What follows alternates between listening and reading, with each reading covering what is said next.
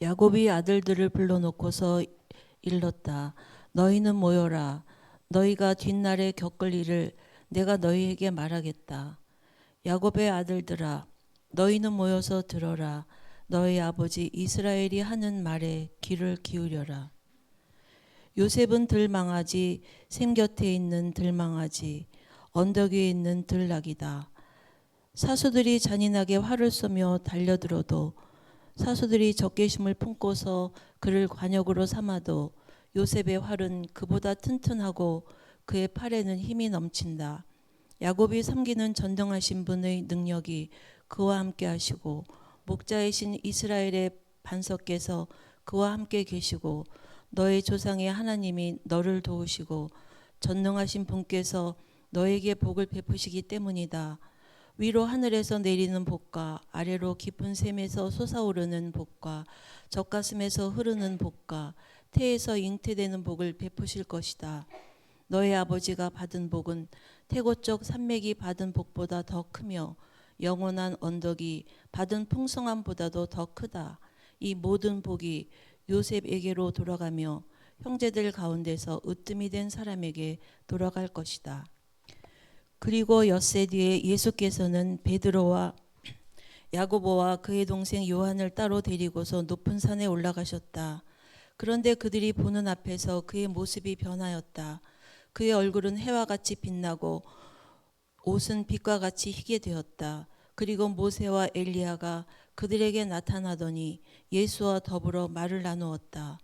그때 베드로가 예수께 말하였다. 선생님, 우리가 여기에 있는 것이 좋습니다. 원하시면 제가 여기에다가 초막을 셋 지어서 하나에는 선생님을, 하나에는 모세를, 하나에는 엘리야를 모시도록 하겠습니다. 베드로가 아직도 말을 하고 있는데 갑자기 빛나는 구름이 그들을 뒤덮었다. 그리고 구름 속에서 이는 내 사랑하는 아들이다. 나는 그를 좋아한다. 너희는 그의 말을 들어라 하는 소리가 들려왔다. 제자들은 이 말을 듣고서 얼굴을 땅에 대고 엎드렸으며 몹시 두려워하였다. 예수께서 가까이 오셔서 그들에게 손을 대시고 말씀하셨다. 일어나거라. 두려워하지 말아라. 그들이 눈을 들어서 보니 예수 밖에는 아무도 없었다. 그들이 산에서 내려올 때 예수께서 그들에게 명하셨다. 인자가 죽은 사람들 가운데서 살아날 때까지는 그 광경을 아무에게도 말하지 말아라. 새해를 또 한 번 맞이하는 길보자 여러분께 주님의 은혜와 또 돌보심과 인도하심이 함께 하시기를 축원합니다. 네, 감사합니다. 이제 오늘 제1 독서는 창세기 49장. 49장에는 야곱이 아들들에게 하는 그 유언이 쭉 적혀 있습니다. 그 중에서 요셉에게 남긴 유언입니다. 오늘 본문은. 그리고 이것은 1월이죠. 주연절 셋째 주 어느 날에 우리 묵상한 본문이기도 합니다. 그다음에 마태복음, 복음서는 마태복음 17장, 예수님께서 변화산에서 그 모습이 빛이 나고 옷이 참 하얗게 변하는, 그리고 모세와 엘리야가 나타나 함께 대화하는 이제 이런 놀라운 경험을 제자들이 하는 그런 본문입니다. 이제 오늘 본문이고, 이제 구약 본문은 좀 지난 본문이고, 복음서는 이제 성무 일도에 따라서 오늘 복음서인데, 그때 1월 그 어느 날 이 요셉에게 남긴 유언을 묵상하면서 제가 많은 인상을 받았어요. 특히 그 야곱은 요셉을 뭐라고 부르느냐 하면 뭐라고 불렀는지 아세요? 들망아지, 그리고 들나귀라고 불렀어요. 근데 저는 이 들자에 꽂혔어요. 들이라고 하는 한 글자.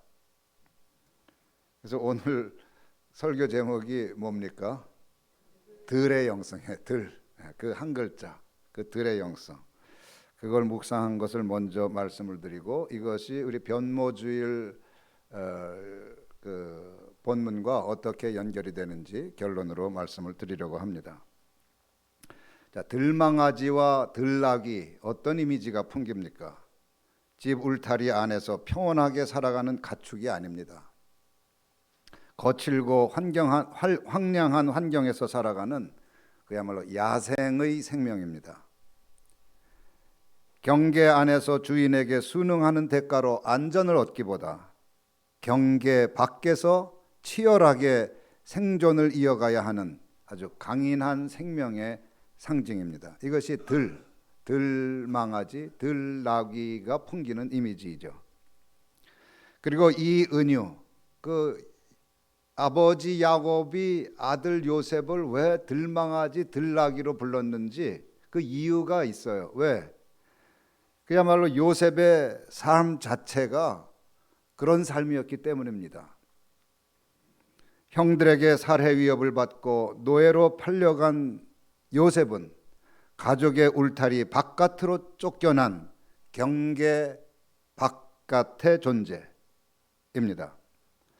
타향살이와 노예살이 그리고 감옥살이를 겪어내야 했던 그의 삶의 자리는 그 어느 곳도 고향이 아니었습니다. 이 들이라는 접두사는 지리적 공간이나 장소만 의미하지 않습니다. 요셉이 통과해야 했던 경계 바깥의 삶, 탈경계의 실존을 의미합니다. 그러나 들은 버려짐의 장소만이 아닙니다. 척박하고 황량하지만 들에는 샘이 있습니다. 샘이 있기에 야생의 삶이 가능합니다. 샘은 생명의 원천입니다. 생명의 원천은 하나님을 상징합니다. 그래서 야곱이 요셉을 단순히 들망아지가 아니라 어떤 들망아지요? 샘 곁에 있는 들망아지라고 묘사합니다. 무슨 뜻입니까? 그것은 요셉이 생명의 원천이신 하나님과 늘 맞닿아 있었음을 암시합니다. 들망아지는 들망아지인데 샘 곁에 있는 들망아지입니다. 요셉의 야생적 생존 능력은 성격의 강인함에서 나오는 게 아닙니다. 바로 그 생명의 원천에서 솟아난 힘이죠.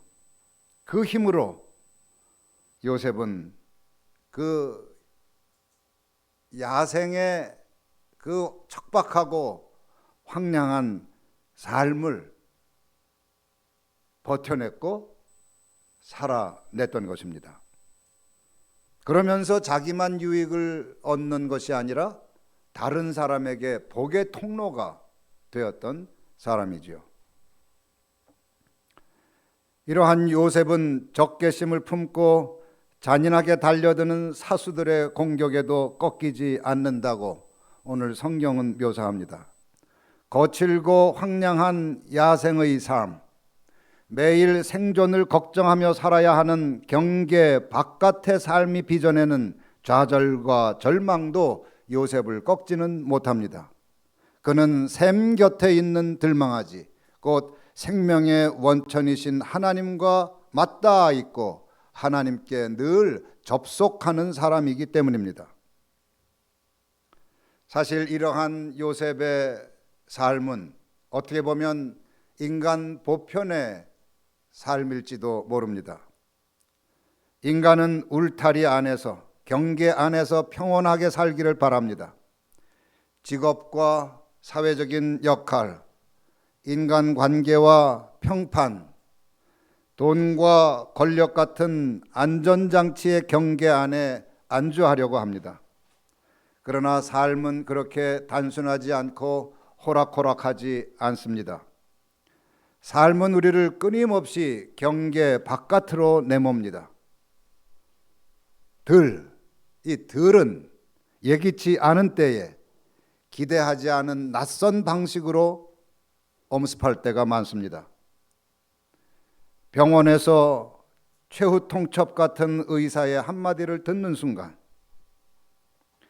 회사에서 예고 없이 해고를 통보받는 순간, 연인에게서 이별의 편지를 받는 순간, 우리는 사정없이 울타리 바깥으로, 경계 바깥으로 평온하고 안온했던 삶 바깥으로, 즉 야생의 삶으로 사정없이 내던져집니다. 경계 안에서 보장받았던 안전과 평안은 속수무책으로 무너집니다. 그렇게 우리는 들 사람이 되어갑니다. 이때 삶은 황량해지고 영혼은 외로움에 젖습니다. 이러한 들 경험이라는 말을 한번 써봤어요. 즉 경계 바깥으로 내던져지는 경험, 울타리 안의 안전을 벗어나서 황량하고 거친 생의 시련 앞에 내던져지는 경험, 들 경험. 오늘은 이 들 경험을 좀 묵상해 보려고 합니다. 근데 이러한 들 경험은 사실 간단하지가 않습니다. 굉장히 다층적이며 다차원적입니다. 왜 그럴까요? 왜 그럴까요? 우리가 잘 아는 대로 우리의 삶 자체가, 삶의 현실 자체가 다중적이기 때문입니다. 이 그림 잘 아시잖아요. 우리들의 삶의 현실이 그렇게 하나만 있는 것이 아니라 여기에서 R1, R2, R0, R 무한으로 표현된 생활현실, 심리현실, 영성현실, 신성현실이 겹겹이 중첩된 그런 현실 속에서 우리가 살아가기 때문입니다. 그래서 이 들 경험도 굉장히 다양하게 나타납니다. 첫 번째, 생활현실의 들 경험입니다. 생활현실의 들 경험은 사건에서 비롯합니다. 나와 있습니까? 그렇죠. 생활현실의 들 경험은 사건으로부터, 질병이나 실패, 실직이나 은퇴 같은 그 사건에서부터 생활현실의 들 경험이 시작되는 것입니다. 즉 울타리 바깥으로 내던져지는 그런 경험. 이러한 들 경험은 중심에서 밀려나고 사람들의 시선에서 벗어나는 경험입니다. 내가 익숙하게 서 있던 자리, 내가 영향력을 행사하던 자리에서 내려오는 경험입니다. 나는 더 이상 주목받지 못하고 더 이상 중요한 존재로 여겨지지 않습니다. 역할은 줄어들고 필요 없는 존재, 부담스러운 존재가 되어갑니다. 나는 차츰 투명 인간 취급을 받습니다. 갑자기 황량한 들판에 홀로 서 있는 것처럼 느껴집니다. 이러한 들 경험을 통해 나는 문득 깨닫습니다. 이제까지 내가 나로서 존중받은 것이 아니구나. 하나의 기능과 역할로 소비되었구나. 이런 깨달음과 함께 이제 나는 쓸쓸한 야생의 삶을 홀로 감당해야 합니다. 그렇다고 이러한 생활 현실의 쓸쓸한 들 경험이 단지 자리를 잃는 경험만은 아닙니다.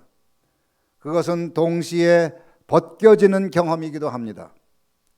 중심에서 밀려날 때 나를 치장했던 온갖 장식들이 벗겨지기 때문입니다. 칭찬과 인정, 직함과 역할, 성과와 평판에서 멀어질 때 남는 것은 한 인간의 맨 얼굴 뿐입니다.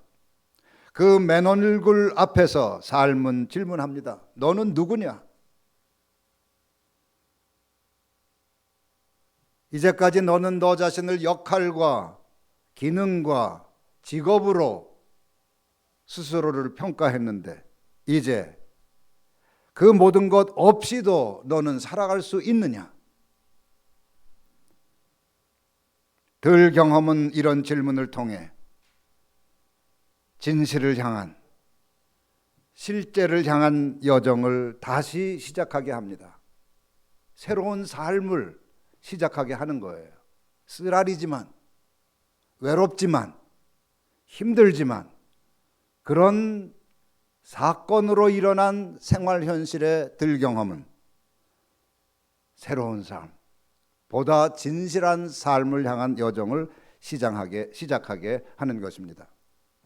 이제 역할 중심의 삶은 비로소 존재 중심의 삶으로 변형됩니다. 이것이 예수께서 원하신 거예요. 두 번째, 이제 심리 현실에 들 경험입니다. 생활 현실에 들 경험이 어디에서 비롯한다고요?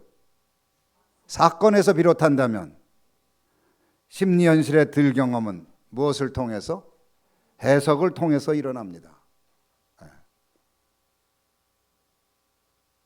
이해되세요?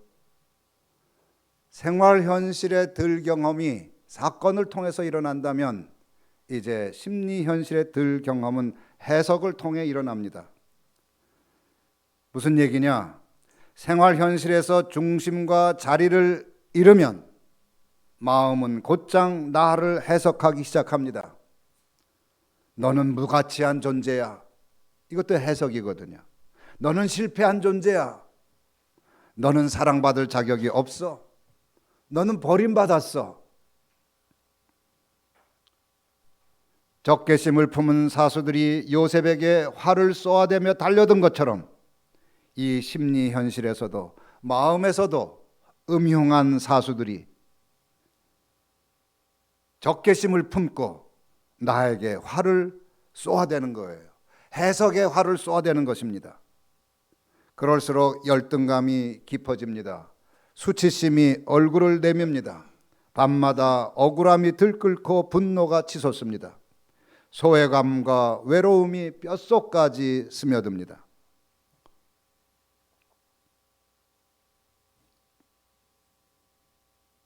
이런 경험 없으신 분들은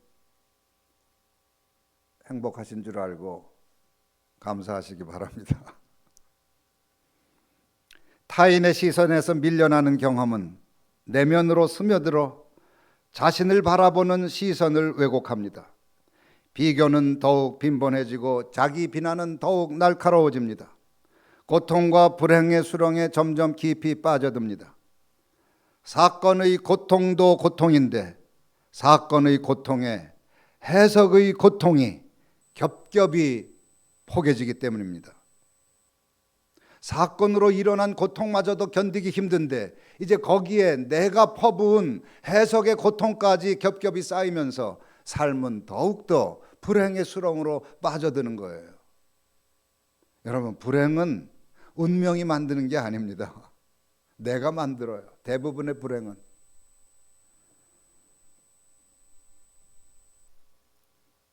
때로는 합리화와 정당화를 통해 자기 연민에 기대려 하지만 그럴수록 처량함과 고립감 깊어집니다.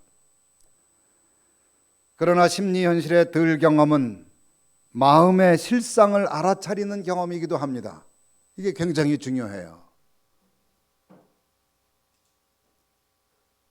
내가 어떤 감정에 사로잡혀 있는지, 나를 지배하는 부정적인 감정이 무엇인지를 깨닫게 하기 때문입니다.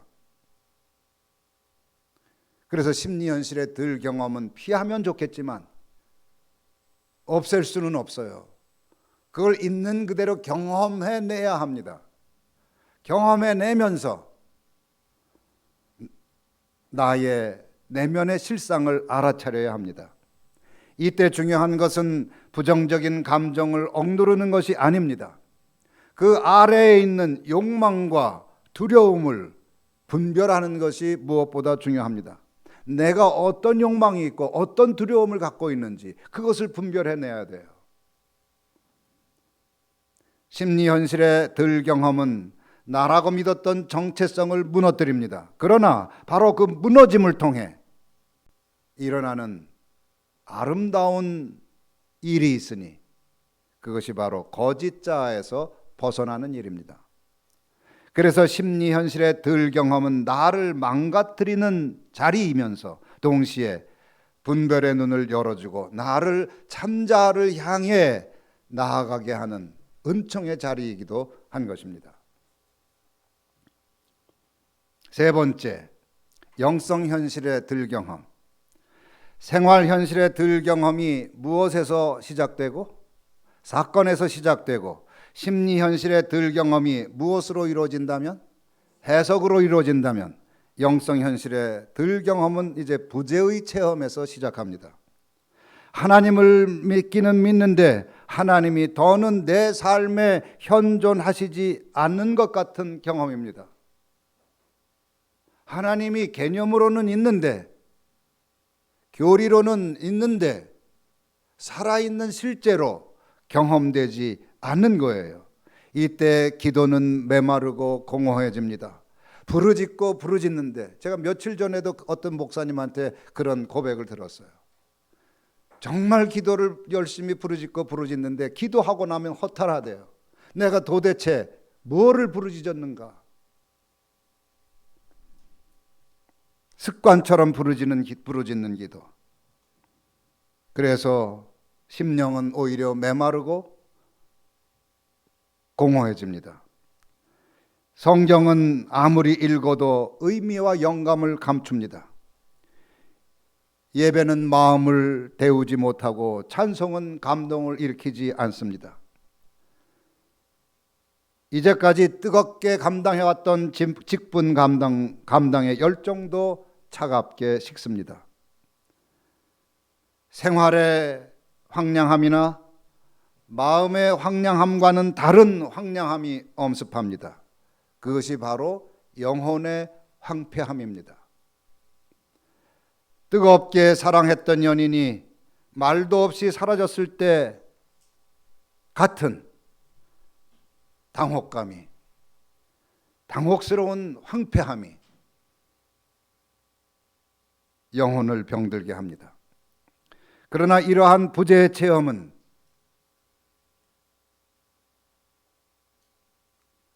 신앙에 이제까지 내가 붙들어왔던, 이제까지 내가 힘써왔던 신앙의 숨은 구조, 그 신앙의 은폐된 특징을 드러냅니다.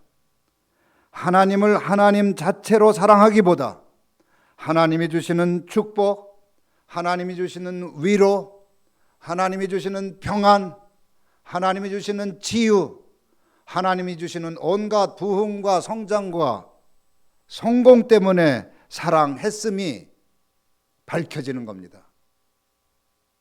탄로나는 겁니다. 내 신앙의 실체가. 내 영혼이 들 경험을 할 때 그런 거래의 장치들은 이제 더는 작동하지 않습니다. 종교적 전통과 제도, 교리와 이념도 더 이상 보호막이 되어주지 못합니다. 영성 현실의 들 경험은 이렇게 기존의 신앙에 은폐된 것을 드러내고 그것을 해체합니다. 그런데 그 과정이 고통스럽지만 아주 중요한 거예요. 그 영혼을 황폐하게 하는 그 과정이 내가 믿음이 없어져서가 아니에요. 여기에서 많은 사람들이 착각을 해요. 내 영혼이 메마르고 내 영혼이 황폐해지고 이전처럼 성경이 은혜스럽지가 않고 기도가 안 되고 이걸 신앙의 퇴보로 자꾸 생각을 하는 거예요. 아닙니다. 아닙니다. 오히려 새로운 신앙의 도약을 위해 필요한 그 과정을 거치고 있는 겁니다. 그리고 바로 그 과정을 거쳐야만 내가 정화가 됩니다. 하나님을 나의 경험과 나의 그 아주 좁은 이해에 가두려는 자기 중심성이 무너지기 때문이에요. 이 신앙에서 이 자기 중심성은 끝까지 싸워야 할 자기 중심성. 끝까지 싸워야 할 뭐랄까요? 골칫거리예요. 그래서 자꾸 비우고. 그래서 영혼의 황폐함이라고 하는 과정을 우리가 신앙의 성장 과정에서 반드시 겪게 되는 거예요. 항상 신앙의 봄만 있지 않습니다. 항상 뜨거운 신앙의 여름만 있지 않습니다. 항상 열매 풍성한 신앙의 가을만 있지 않습니다. 차갑고 냉랭하고 아무 열매도 없고 죽을 것 같은 신앙의 겨울도 있는데, 겨울 없이는 신앙이 새로워지지 않아요. 성숙해지지 않습니다. 깊어지지 않습니다. 그렇게 영성 현실의 들 경험은 이제 그런 무너짐과 정화의 과정을 통해서 하나님을 직접 체험하는 길로 우리를 인도하는 것입니다. 제도와 교리를 버리는 것이 아니라 그것이 가리키는 살아있는 실제로 돌아가게 하기 때문입니다. 이때 신앙은 내가 하나님을 사랑하는 상태에서 하나님의 사랑에 사로잡히는 상태로 변합니다. 신앙의 주도권이 나에게서 하나님으로 바뀌는 것입니다. 이러한 영혼의 들에서 우리는 더 이상 하나님을 소유하지 않습니다. 그저 하나님 앞에 서서 침묵하며 경청하며 기다리며 이끄심에 순종할 뿐입니다. 바로 그 순종의 자리에서 조용한 회심과 아름다운 기적이 소리 없이 일어납니다. 마지막으로 신성현실의 들 경험입니다. 신성현실에서의 들 경험은 이제 뭐죠? 뭐라고 써 있습니까? 은총의 돌파를 통하여. 이 돌파라는 말은 그냥 한글 단어가 아니라 마이스터 에크하르트가 특별히 좋아하는 단어예요. 영어로는 breakthrough.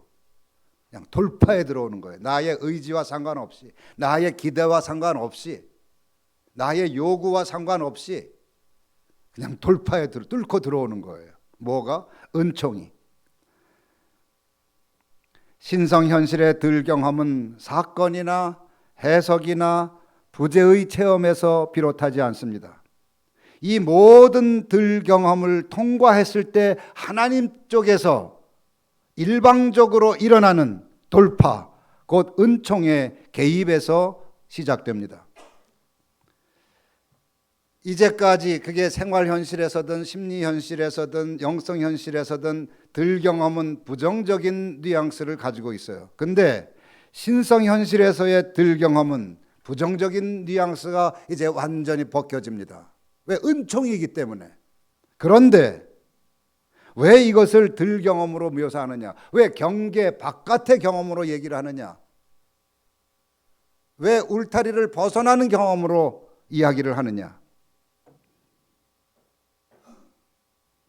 당연하죠. 은총은 모든 인간적인 울타리와 세속의 경계를 벗어나기 때문에 그 점에서 낯설고 새로운 것이에요. 낯설고 새롭다는 점에서 그것은 우리가 안주하고 있거나 우리의 경험과 이해로 파악할 수 있는 울타리 안의 세계를 벗어나는 거예요. 그런 의미에서 탈경계의 경험이며 그런 의미에서 들 경험입니다. 신성현실에서 들 경험을 할 때, 다시 말해서 은총을 경험할 때 이제까지 불행하다고 생각했던 사건은 무엇으로 경험될까요? 섭리로 경험되는 거예요. 요셉이 그러지 않았어요?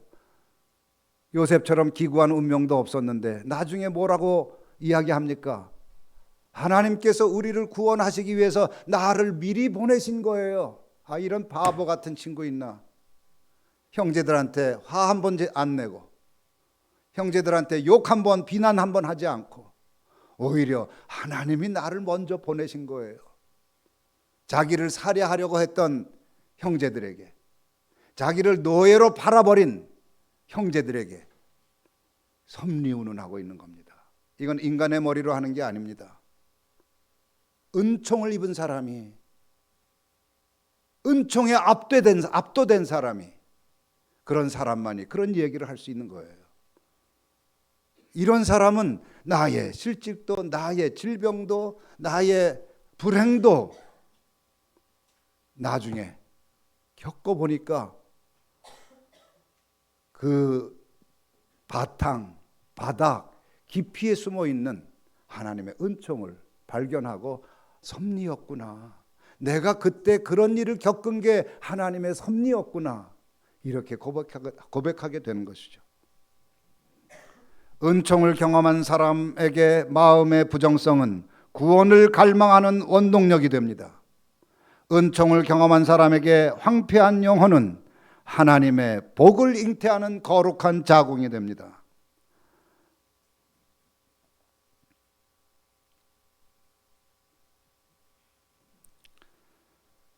신성현실의 들경험, 거기에서는 하나님의 생명의 샘이 샘솟습니다. 은총이 흘러넘칩니다. 그래서 그 삶은 지극히 복된 야생의 삶이라고 할 수 있습니다. 야생의 삶처럼 척박하기는 한데, 거칠기는 한데, 황량하기는 한데 너무 복스러워요. 복된 야생의 삶. 그래서 야곱은 들망아지 같았던 요셉에게 이런 복을 선언합니다. 하늘에서 내리는 복, 깊은 샘에서 솟아오르는 복, 젖가슴에서 흐르는 복, 태에서 잉태되는 복이 함께할 것이라고. 무슨 복이요? 첫째, 이 복 잘 외워야지 복 받잖아요. 첫째, 하늘에서 내리는 복. 둘째, 깊은 샘에서 솟아오르는 복. 셋째, 젖가슴에서 흐르는 복. 넷째, 태에서 잉태되는 복을 선언합니다.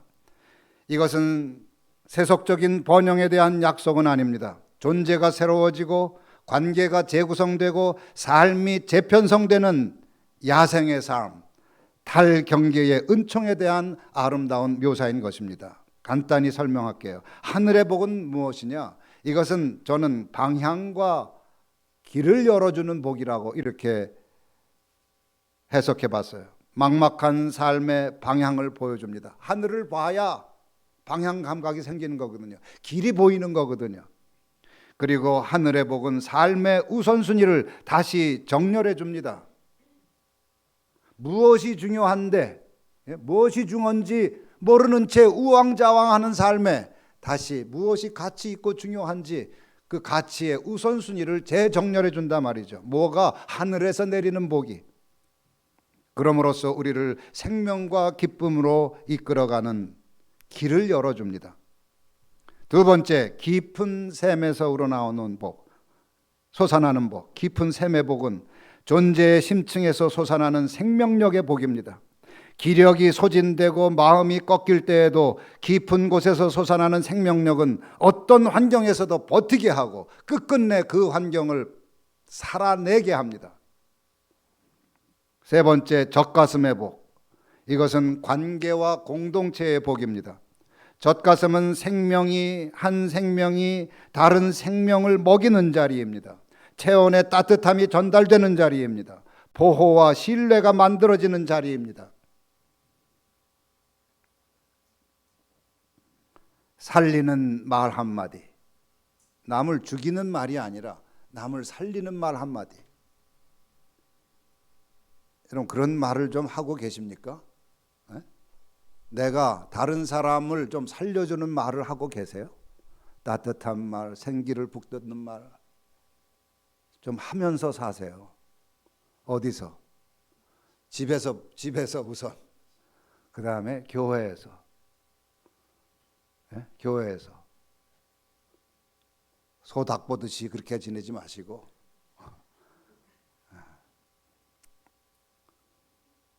그게 젖가슴에서 우러나는 복이에요.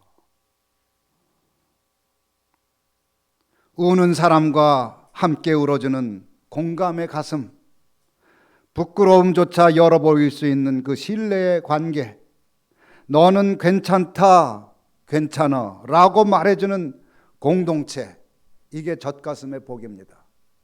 이런 젖가슴의 복이 있습니까, 여러분에게? 그런 복을, 이 젖가슴의 복을 이 은명 공동체가 만들어 갔으면 좋겠어요. 할렐루야. 그 다음에 마지막으로 태의 복. 이것은 새로운 미래를 낳는 복입니다. 막다른 골목에서 새 희망을 품는 것, 절망 속에서 소명을 싹 틔우는 것, 상처라는 자궁에서 치유자로 다시 태어나는 것, 새로운 공동체적 상상력과 다음 세대의 길을 준비하는 것, 이것이 태의 복입니다. 새로운 미래를 낳는 복이에요. 결국 이 네 복은 하나로 모입니다. 하늘은 방향을 주고, 샘은 생명력을 주고, 젖가슴은 관계를 살리고 공동체를 이루며, 태는 새로운 미래를 열어줍니다. 오늘이 무슨 주일이라고요? 변모주일입니다. 제자들은 산 위에서 예수님의 모습이 빛으로 변하고 모세와 엘리야가 나타나 예수님과 대화하는 광경을 보았습니다.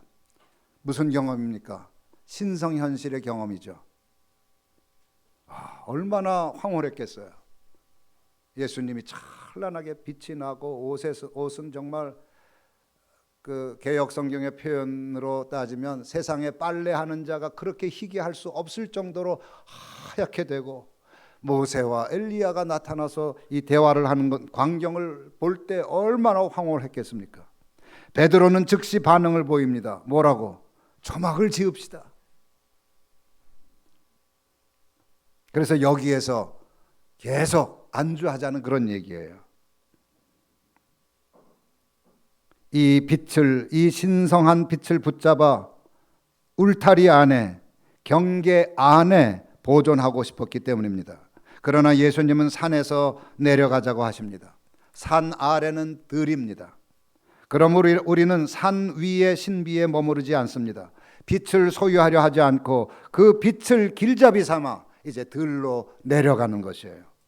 경계 바깥에서 야생의 삶이 다시 시작될 때 우리는 그곳에서 생명의 원천이신 하나님, 곧 샘과 함께 사는 법을 배웁니다. 그리고 그 샘에서 받은 은총을 나누며 살아갑니다. 하늘의 복으로 길을 열고 샘의 복으로 생명을 회복하게 하며 젖가슴의 복으로 관계를 살리고 태의 복으로 미래를 열어주는 것입니다. 주님께서는 이미 우리보다 먼저 들로 내려가셨습니다. 그러므로 우리도 들로 내려가되 걱정할 거 없어요. 혼자가 아니니까.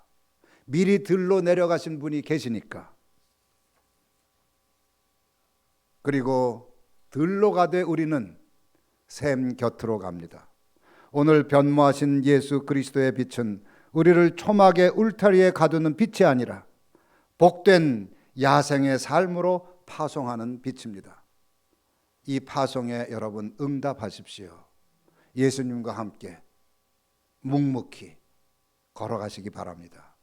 그러면 이 새해에, 또 한 번 맞이하는 새해에 하늘에서 내리는 복과 샘에서 솟아나는 복과 젖가슴에서 흐르는 복과 태에서 잉태되는 복이 풍성하게 임할 줄로 믿습니다. 할렐루야. 기도합시다.